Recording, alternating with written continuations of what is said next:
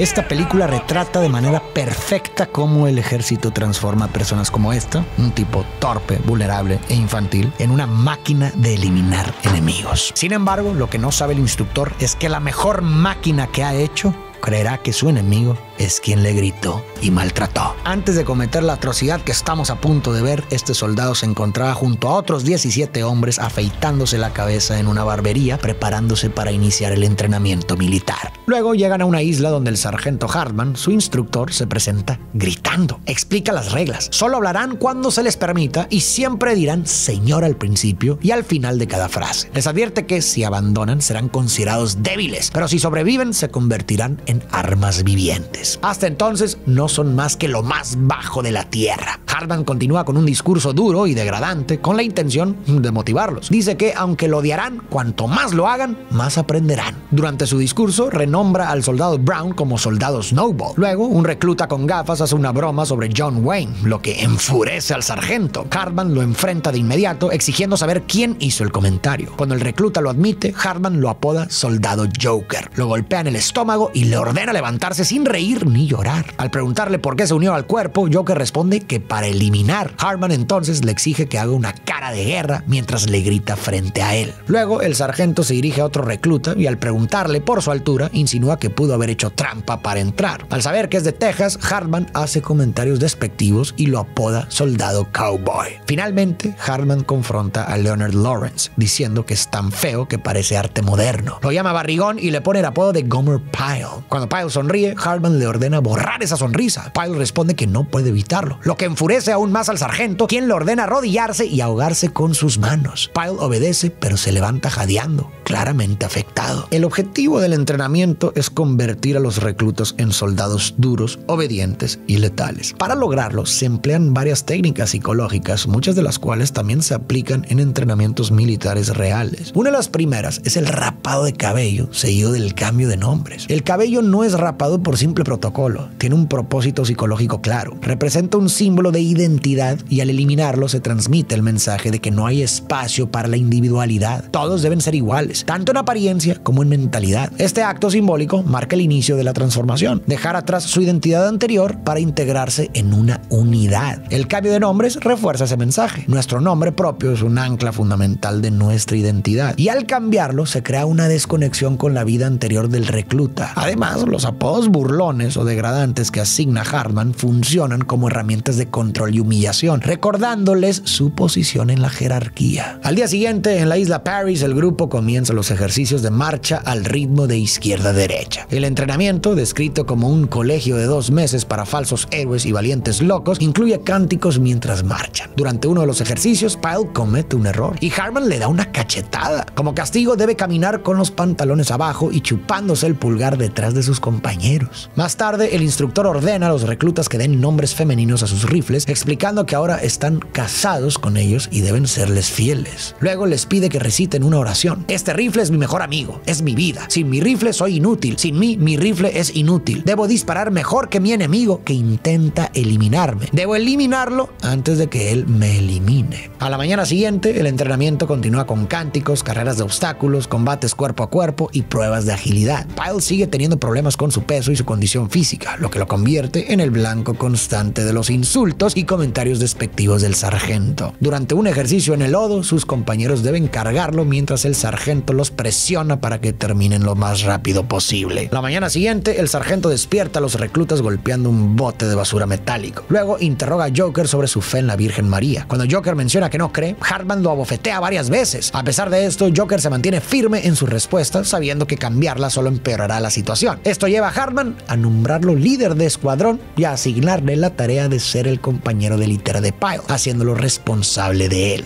Otra técnica de condicionamiento que vemos son los gritos y castigos que el instructor aplica cuando alguien falla o desobedece. Esto en psicología es conocido como castigo positivo, y no porque sea bueno, sino porque implica añadir un estímulo desagradable, gritos, insultos o ejercicios extremos, para desincentivar conductas no deseadas. El instructor busca eliminar errores, dudas, rebeldías o resistencia, y para lograrlo castiga al recluta que falla y a menudo hace que todo el grupo pague, generando presión social, estrés y miedo. Los reclutas aprenden rápidamente que la única forma de evitar esto es obedecer sin cuestionar. Cuando cumplen con las expectativas, el castigo desaparece, lo que provoca un alivio emocional que actúa como recompensa. A veces incluso reciben elogios, lo que refuerza aún más su conducta. Estar en un entorno donde primero te hunden emocionalmente y luego te ofrecen aprobación hace que esa aceptación se vuelva extremadamente significativa. ¿Te recuerda alguna práctica de alguna secta? Por otro lado, observamos cómo el instructor repite constantemente frases sobre eliminar al enemigo y obliga a los reclutas a hacer lo mismo. Este proceso busca normalizar un concepto que genera una fuerte carga emocional. Al desensibilizarlos, se reduce el impacto del acto de quitar una vida. Además, la repetición les ayuda a interiorizar el objetivo militar y a concentrarse exclusivamente en cumplirlo. De manera similar, también notamos la repetición constante de actividades motoras, como armar y desarmar un arma o practicar tiro. Estas acciones fortalecen la memoria procedimental, que se encarga de almacenar habilidades motoras que se activan de forma automática. Este tipo de memoria no depende de la conciencia, lo que permite a los soldados ejecutar acciones casi instintivamente, incluso bajo condiciones de estrés extremo. Así, en conjunto, todos estos mecanismos forman un sistema de condicionamiento sumamente efectivo. Despojan a los soldados de su individualidad y los moldean para obedecer y enfocarse en su objetivo, eliminando cualquier barrera emocional, reflexión o cuestionamiento. Al día siguiente, de manera amable y paciente, Joker comienza a enseñar a Pyle lo básico: usar el rifle, atarse los cordones, doblar las sábanas y superar los obstáculos. Pyle mejora notablemente y sobresale en el entrenamiento de disparo. Durante esta actividad, Hartman recalca que el instinto asesino es lo que les permitirá sobrevivir en combate. Les recuerda que el rifle es solo una herramienta, lo que elimina es un corazón frío. También les advierte que si no eliminan, serán ellos los eliminados y que los Marines no tienen autorización de morir sin permiso. Más tarde, en la habitación, Hartman revisa las uñas de los reclutas, pero se da cuenta de que el casillero de Pyle está sin candado. Al inspeccionarlo, encuentra una dona que Pyle había robado del comedor. Hartman, furioso, anuncia que a partir de ese momento cada error de Pyle será castigado colectivamente. Acto seguido, obliga a todos a hacer lagartijas como castigo. A la mañana siguiente, Joker ayuda a Pyle a abotonarse la camisa. Pyle confiesa que siente que todos lo odian. Joker le responde que no lo odian, pero sigue cometiendo errores y metiendo a todos en problemas. Pyle admite que no puede hacer nada bien y que necesita ayuda. Joker le asegura que ha estado intentando de verdad. Sin embargo, esa misma noche, los compañeros se organizan para golpear a Pyle mientras duerme usando jabones envueltos en toallas. Joker, quien había sido el único apoyo de Pyle,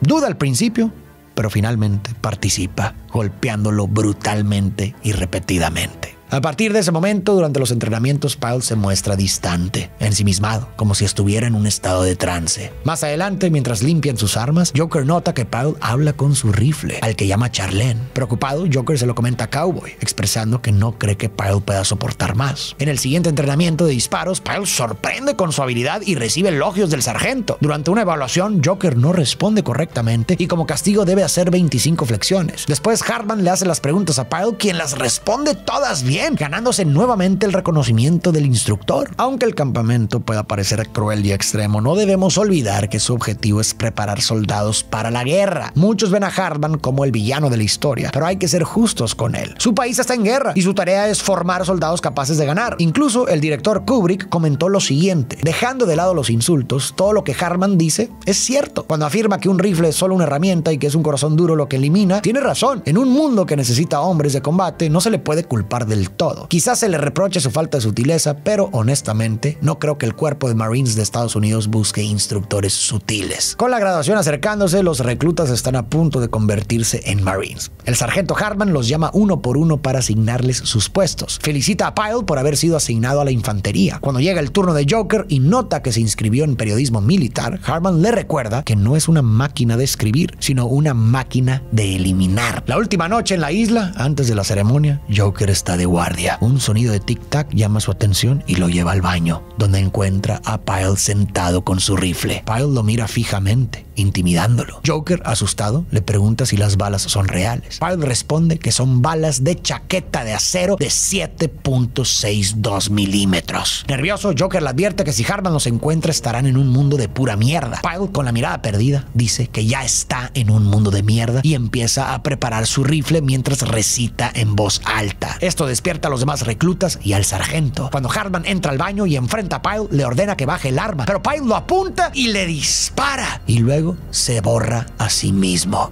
Pyle probablemente debió haber sido expulsado desde antes por su incapacidad para encajar en el entorno militar, pero quizá el orgullo de Hartman se interpuso. Tal vez Hartman no lo hizo porque eso podría haber puesto en duda la eficacia de su propio trabajo. Hartman trató de encajar un clavo cuadrado en un agujero redondo y el resultado fue devastador. Al final Pyle se convirtió en el soldado que Hartman quería, eficiente, letal y obediente, pero irónicamente ese éxito se volvió en su contra. Hartman creó una máquina completamente enfocada en eliminar al enemigo, pero el problema fue que esa máquina terminó viéndolo a él como el enemigo. Hasta este punto llegamos a la primera mitad de la película. La historia de Pyle puede interpretarse desde distintas perspectivas. Desde un enfoque más literal, podríamos pensar que Pyle era un hombre con una condición mental que lo hacía inadecuado para pertenecer a los Marines. De hecho, su personaje recuerda a los llamados idiotas de McNamara, un programa real de la guerra de Vietnam que permitió el reclutamiento de jóvenes que no cumplían con los estándares físicos y mentales habituales del ejército. Aunque fue una medida para cubrir la creciente necesidad de soldados, los resultados fueron desastrosos. Estos reclutas tenían entre 3 y 5 veces más probabilidades de morir o sufrir heridas graves debido a su falta de preparación. Aplicando esta idea a Pyle, podríamos interpretar que nunca fue apto para el entorno militar. La presión constante de un instructor implacable, el ambiente hostil y la traición de Joker, su único apoyo emocional, lo llevaron a un estado de estrés extremo. Su colapso mental puede verse como un episodio psicótico que culmina en el asesinato de Hartman y su autoeliminación, reflejando el deterioro de una mente ya frágil desde el principio. Pero este enfoque plantea sus propias dudas. Al inicio, Pyle necesitaba ayuda hasta para abrocharse los botones, pero luego demostró una destreza militar impresionante. Esto sugiere que su historia tiene un trasfondo más profundo. Además, tratándose de Stanley Kubrick, es difícil limitarse a una interpretación superficial. Sus películas suelen estar cargadas de simbolismo y múltiples capas de significado. Michael Herr, coescritor de la película, señaló en el prólogo que uno de los objetivos de la película era retratar lo que el psicólogo suizo Carl Jung llamó la sombra. Con esto en mente, interpretaré todo lo que sucede desde esta perspectiva. Jung definía la sombra como los aspectos reprimidos o no aceptados de nuestra personalidad, que contrastan con nuestra identidad consciente. No es necesariamente mala en términos morales, pero incluye partes de nosotros mismos que no encajan con nuestra idea de quiénes somos. Según Jung, la guerra es el escenario donde la sombra se manifiesta con mayor fuerza, exponiendo lo más oscuro, reprimido y destructivo de la humanidad. Para Jung, la clave no está en negar la sombra, sino en reconocerla y canalizarla conscientemente. Un proceso llamado individuación que busca integrar todos los aspectos de nuestra psique para alcanzar equilibrio interno. Ignorar o reprimir la sombra, en cambio, puede llevar a que tome el control de manera destructiva, como ocurre con Pyle. Al inicio de la película, Pyle se mostró ingenuo, torpe e infantil, desconectado de la violencia y los impulsos agresivos. Resultaba inimaginable verlo como alguien capaz de lastimar, pero el constante abuso físico y emocional despertó en él una parte reprimida de su psique: rabia, resentimiento y agresión. Según Jung, la sombra no solo contiene aspectos reprimidos, sino también potenciales no desarrollados. En Pyle, este sufrimiento acumulado lo empujó a canalizar su rabia en una hipercompetencia militar, volviéndose un soldado modelo. Sin embargo, esta transformación no es un crecimiento saludable, sino el resultado de un trauma profundo. Pyle no integró su sombra, en su lugar, esta lo consumió, llevándolo a una deshumanización total y letalidad. En la siguiente parte, veremos cómo Joker enfrenta a su propia sombra, un conflicto que lo llevará a cometer un acto profundamente repugnante.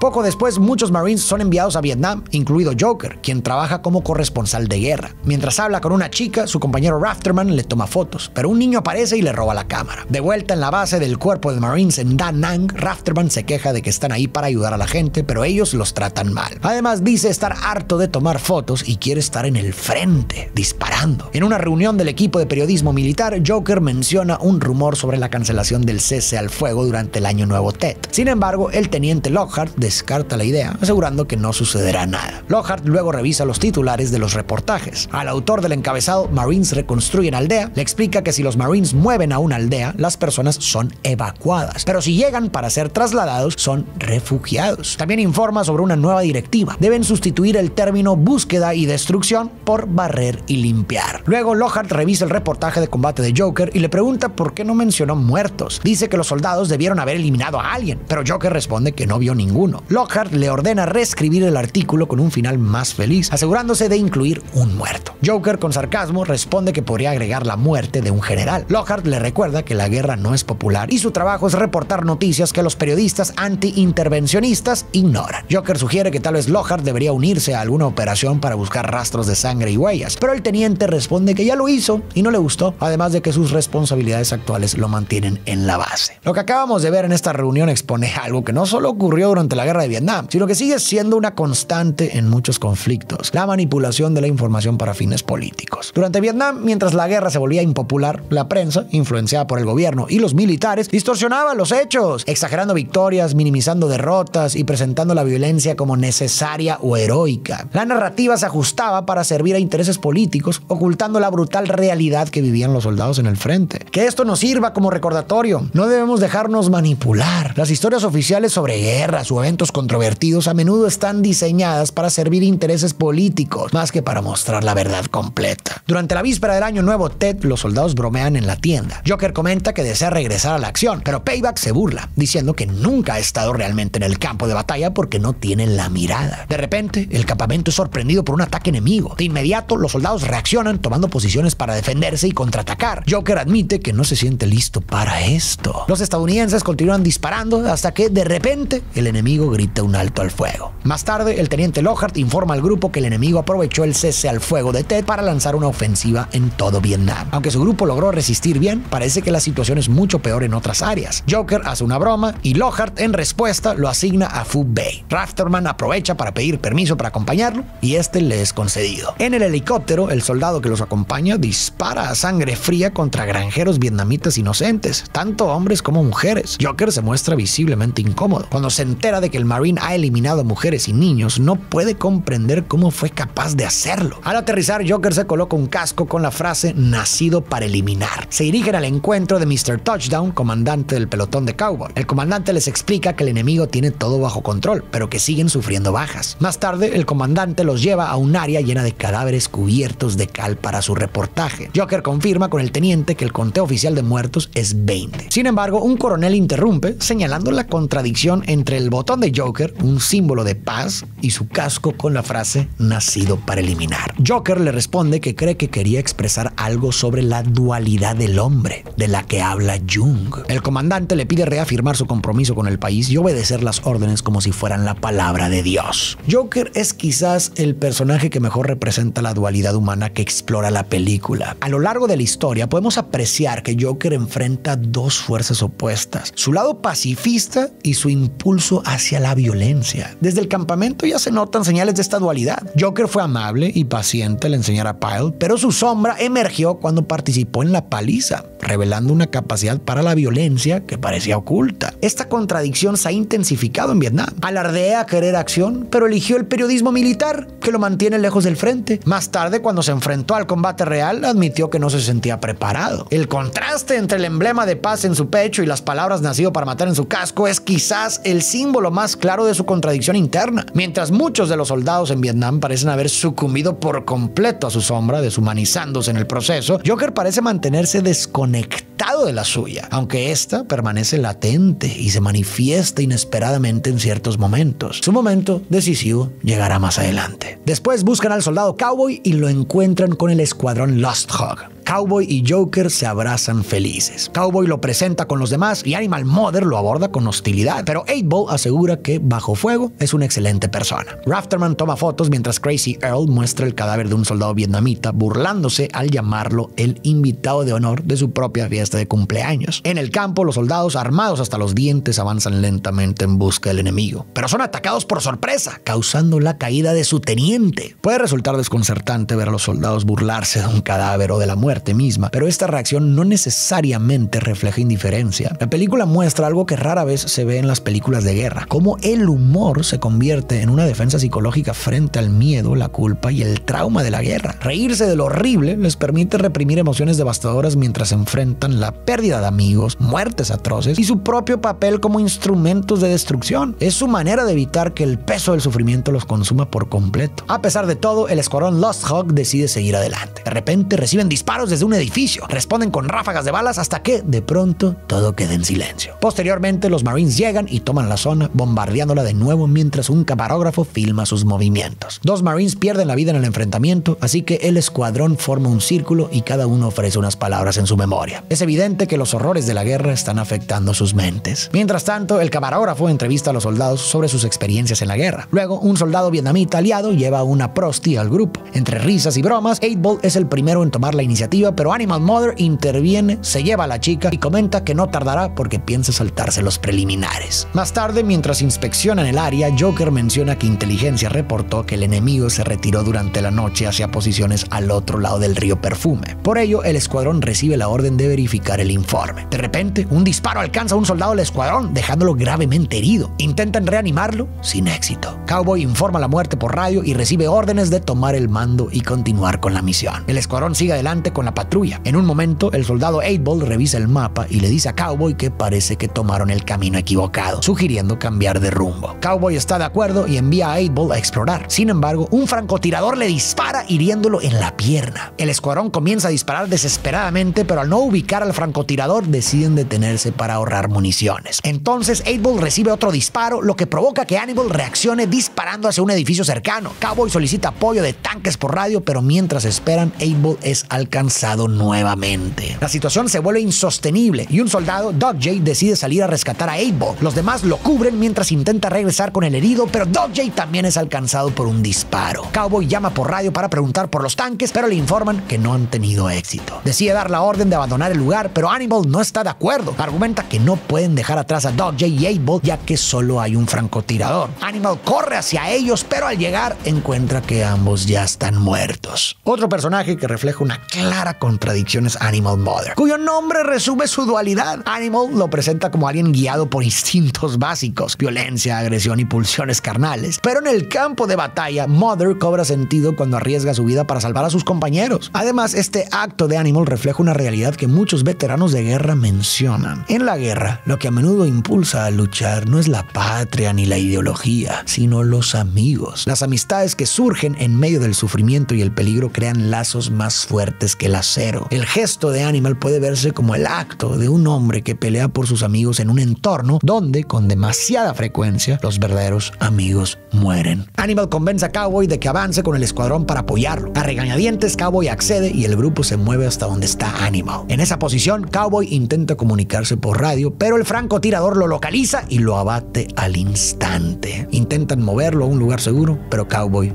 muere. El escuadrón, lleno de dolor, decide vengarse. Se preparan, lanzan una bomba de humo y avanzan hacia el edificio donde está el francotirador. Joker avanza lentamente, lo encuentra e intenta disparar, pero su arma se atasca. El francotirador, que resulta ser una mujer, lo nota y dispara frenéticamente hacia él. Joker saca su pistola, pero antes de que pueda usarla, Rafterman aparece y dispara a la francotiradora, dejándola moribunda. Rafterman revisa los alrededores para asegurarse de que no haya más enemigos y confirma que la francotiradora está neutralizada. Los demás llegan y se enfrentan a la decisión de qué hacer con la mujer moribunda. Animal insiste en dejarla allí para que muera lentamente, mientras que Joker argumenta que no pueden abandonarla en ese estado. Ella les suplica que la eliminen. A lo largo de la película, Joker reflejó constantemente la dualidad humana, entre lo que decía y lo que hacía, entre la compasión y la violencia, entre la paz y la guerra. Sin embargo, su momento decisivo llega en este momento. Antes, en la escena del helicóptero, mostró repulsión al escuchar a otro soldado presumir que había eliminado a mujeres y niños. Ahora se encuentra frente a una niña agonizante y debe tomar una decisión en el que el acto más misericordioso, acabar con su sufrimiento, también es el más repugnante para él. Este momento captura perfectamente el conflicto entre el lado luminoso y el lado oscuro de Joker. Y después de pensarlo un momento, Joker finalmente le dispara. El escuadrón regresa a su misión mientras el escenario queda envuelto en oscuridad y fuego. Convencidos de haber dejado su huella en la historia, avanzan hacia el río Perfume para acampar durante la noche. Mientras marchan, entonan cánticos. Joker reflexiona diciendo que a pesar de estar en un mundo de caos y destrucción, se siente contento de estar vivo. Afirma que sigue con vida y que ya no tiene miedo. Al disparar a la francotiradora, Joker mostró una integración de su sombra, alcanzando un equilibrio entre su oscuridad y su conciencia. Aunque el acto fue brutal, surgió de un sentido de humanidad y deber moral. Para Jung, el camino hacia la virtud no es claro ni sencillo. Dado que somos criaturas de luz y oscuridad, alcanzar la virtud a menudo implica enfrentarnos a nuestras partes más incómodas, incluso a un profundo disgusto hacia nosotros mismos, al tomar decisiones difíciles pero necesarias. La individuación, el proceso de ser un individuo completo, no ocurre en un mundo ideal, sino en los momentos más oscuros y complejos, esos que solemos evitar, pero que debemos inevitablemente enfrentar. Integrar la sombra no significa sucumbir a ella, sino reconocerla, aceptarla y usarla de forma constructiva. Aunque desagradable, la sombra no es inherentemente mala y puede canalizarse para hacer el bien. No se trata de reprimir nuestras inclinaciones difíciles, sino de refinarlas y equilibrarlas con nuestra vida consciente, incorporándolas en nuestra personalidad de manera que nos permitan actuar de manera justa y ética. En fin, la película nos mostró de forma estremecedora la dualidad humana. Todos llevamos dentro un lado oscuro, un potencial latente que puede despertar según las circunstancias. Somos capaces de lo mejor y lo peor, dependiendo de cómo enfrentamos esas partes ocultas de nuestra psique. Reconocer nuestra sombra no es rechazarla, sino entenderla y canalizarla de manera consciente para evitar que tome el control de forma destructiva. Tal vez una vida plena esté en quienes logran equilibrar la severidad con la mansedumbre. La fuerza sin compasión nos vuelve destructivos, mientras que la compasión sin fuerza nos deja indefensos. Quizás solo quienes integran su luz y oscuridad de manera consciente pueden alcanzar una existencia profundamente satisfactoria. Para ti que llegaste hasta el final, muchísimas gracias por ver el video completo. Quiero agradecerte también por todo tu apoyo y recordarte que si no te has suscrito a mi canal, lo hagas en este momento. La verdad me apoyarías bastante y así también te aseguras de no perderte ninguno de mis videos. Sin más, tú y yo nos vemos en el próximo video.